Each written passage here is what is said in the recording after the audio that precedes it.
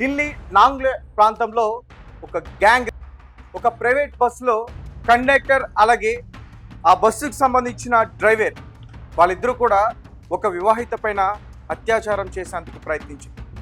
Yes, ఇదంతా కూడా మే 11 అర్ధరాత్రి వేళ జరిగింది.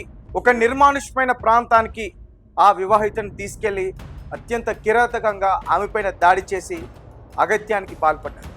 మీరు స్క్రీన్ పైన చూడొచ్చు, ఏదైతే royal and travels cargo bus ఏదైతే ఉందో ఈ బస్సులోనే ఆ కండక్టర్ అలాగే డ్రైవర్ ఇద్దరు కూడా ఆ వివాహిత పైన అత్యాచారం చేయడానికి ప్రయత్నించారు. ప్రస్తుతం ఈ బస్సు పోలీసుల యొక్క అదుపులో ఉంది. అలాగే వాళ్ళిద్దరిని కూడా పట్టుకున్నారు.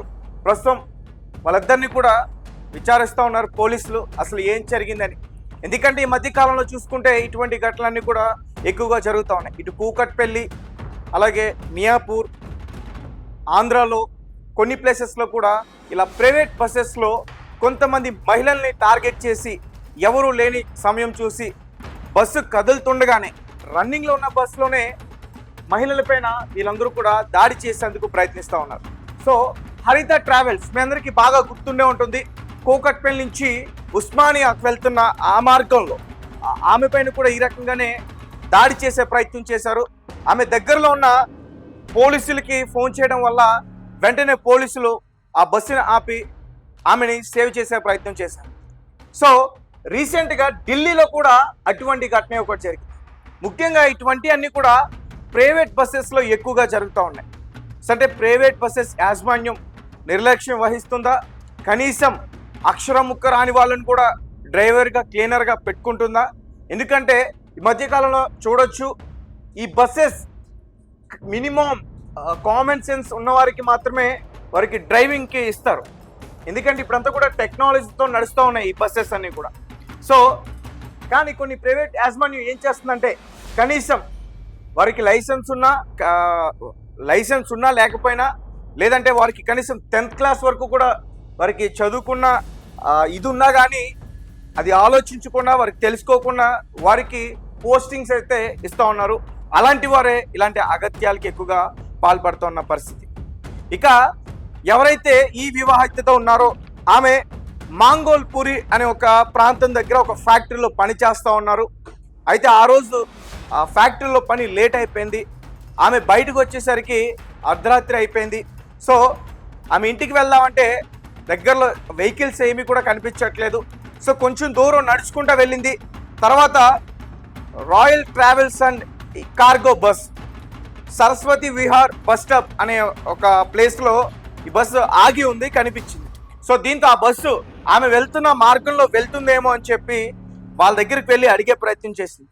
సో దీంతో అసలు యాక్చువల్గా అలా అడిగితే అర్ధరాత్రి వేళ ఒంటరిగా వెళ్తుంది మహిళ, ఏదైనా ఇబ్బంది అవుతుందేమో హెల్ప్ చేయాల్సింది పోగా వారు ఏం చేశారంటే మేము నిన్ను డ్రాప్ చేస్తామంటూ కూడా ముందు బస్సులోకి ఎక్కించుకుని తర్వాత ఆమె నోట్లోకి గుడ్డలు కుక్కి ముందుగా డ్రైవర్, దాని తర్వాత కండక్టర్ కొంత దూరం వరకు కూడా అంటే రన్నింగ్లో కూడా ఆమె పైన దాడి చేసేందుకు వీరు ప్రయత్నించారు. తర్వాత ఒక నిర్మానుష్యమైన ప్రాంతానికి తీసుకెళ్ళి మళ్ళీ దాడి చేశారు. తర్వాత మరుసటి రోజు పోలీసులకి ఆమె మొత్తం కూడా ఏం జరిగింది అనేది క్లియర్గా చెప్పింది. కేసు నమోదు చేసుకుని పోలీసులు దర్యాప్తు ప్రారంభించారు. అలాగే ఈ బస్సును కూడా అదుపులోకి తీసుకునే ప్రయత్నం చేశారు. అసలు ఏం జరిగిందనే దాని గురించి నేను క్లియర్గా ఇంకా చెప్పేందుకు ప్రయత్నిస్తా. సో ఎవరైతే వివాహితతో ఉన్నారో ఆమె వాళ్ళ కుటుంబం రెక్కాడితే కానీ డొక్కాడిన పరిస్థితి. భర్తతో పాటు ఆమె కూడా పని చేస్తేనే 3 పిల్లలు కడుపు నిండుతుంది. అందుకే ఆమె నిత్యం పనికి వెళ్తూ ఉంటుంది. అయితే ఎప్పట్లాగే సోమవారం రోజు కూడా పనికి వెళ్ళింది. తిరిగి వచ్చేసరికి ఆలస్యం అయ్యింది. చుట్టూ చిమ్మ చీకటి, నడుచుకుంటూ ఒకతే భయంగా రోడ్డుపై ఆమె వెళ్తూ ఉంది. సో అప్పుడే రోడ్డుపై ఆగి ఉన్న ఓ బస్ కనిపించింది. దీంతో వాళ్ళ దగ్గరకు వెళ్ళి టైం ఎంత అవుతుందని అడిగింది ఆ మహిళ. సమయం చెప్పి ఆమెలోని భయాన్ని తొలగించి వీలైతే ఇంటి వరకు సాయం చేయాల్సిన వాళ్ళు అత్యంత దారుణంగా ప్రవర్తించారు. సదరు మహిళను బస్సులోకి లాక్కెళ్ళి బస్సును పోనిస్తూనే అత్యాచారం చేశారు. ఒకరి తర్వాత ఒకరు నడుపుతూ డ్రైవర్, కండక్టర్లు ఇద్దరు ఆమెపై అగత్యానికి పాల్పడ్డారు. పోలీసులు అలాగే బాధితులు తెలిపిన వివరాల ప్రకారం ఇదంతా కూడా ఈ నెల మే 11వ తేదీ సోమవారం అర్ధరాత్రి వేళ చోటు చేసుకుంది. పితాంపురంలోని ఒక బస్తీలో నివాసించే బాధిత మహిళ మంగళపూరిలోని ఒక ఫ్యాక్టరీలో పనిచేస్తుంది. అయితే సోమవారం రాత్రి పని ముగించుకుని ఆమె ఎప్పట్లాగే ఇంటికి నడుచుకుంటూ ఇంటికి వెళ్తుంది. రాత్రి సమయం కావడంతో సరస్వతి విహార్ సమీపంలో ఒక బస్ స్టాప్ వద్ద ఆగి ఉన్న ఒక sleeper bus, royal travels and cargo, ఈ బస్ అక్కడ ఆగి ఉండడం చూసి ఫస్ట్ టైం అడిగింది. ఇప్పుడు టైం ఎంత అయిందని అడిగింది వాళ్ళని. తర్వాత ఆమెని మీరు వెళ్తున్న మార్గంలోనే మేము కూడా వెళ్తున్నాం, మిమ్మల్ని డ్రాప్ చేస్తూ ఉంటే కూడా ఆమెని బలవంతంగా, ఆమెకి ఎక్కే ఉద్దేశం లేకపోయినా బలవంతంగా బస్సులోకి ఎక్కించుకుని తర్వాత ఆ బస్సును నాంగ్లే వైపుకుంటూ, అంటే ఆమె ఎక్కడికైతే వెళ్ళాలో ఆ వైపుగా తీసుకెళ్లకుండా నాంగ్లే వేరే ప్రాంతానికి ఆ బస్సును తీసుకెళ్తూ ఒక నిర్మానుష్యమైన ప్రాంతంలోకి తీసుకువెళ్ళి ఆ బస్సును ఆపి ముందుగా డ్రైవర్, కండక్టర్ ఆమెపై కలిసి ఇద్దరు కూడా అగత్యానికి పాల్పడ్డారు.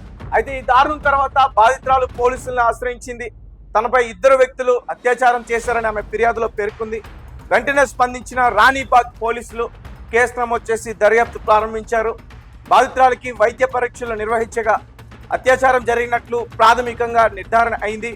పోలీసులు ఇక సాంకేతిక ఆధారాల సహాయంతో నిందితుల్ని గుర్తించి బుధవారం వారిని అదుపులోకి తీసుకున్నారు. నేరానికి ఉపయోగించిన స్లీపర్ బస్సును కూడా పోలీసులు స్వాధీనం చేసుకున్నారు. అలాగే నిందితుల్ని, డ్రైవర్ని, కండక్టర్ వాళ్ళిద్దరిని కూడా పోలీసులు ఇప్పటివరకు గుర్తించారు. సో గైస్, ఈ మధ్యకాలంలో చూసుకుంటే ఈ ప్రైవేట్ ట్రావెల్స్కి సంబంధించి ముఖ్యంగా ఇలాంటి లైంగిక దాడులు ఎక్కువగా జరుగుతూ ఉన్నాయి. ముఖ్యంగా ఇందులో కండక్టర్ లేదంటే అందులో ఉంటే ఎవరైతే పని చేస్తూ ఉన్నాడో డ్రైవర్, వీళ్ళందరూ కూడా దాడికి పాల్పడుతున్న పరిస్థితి.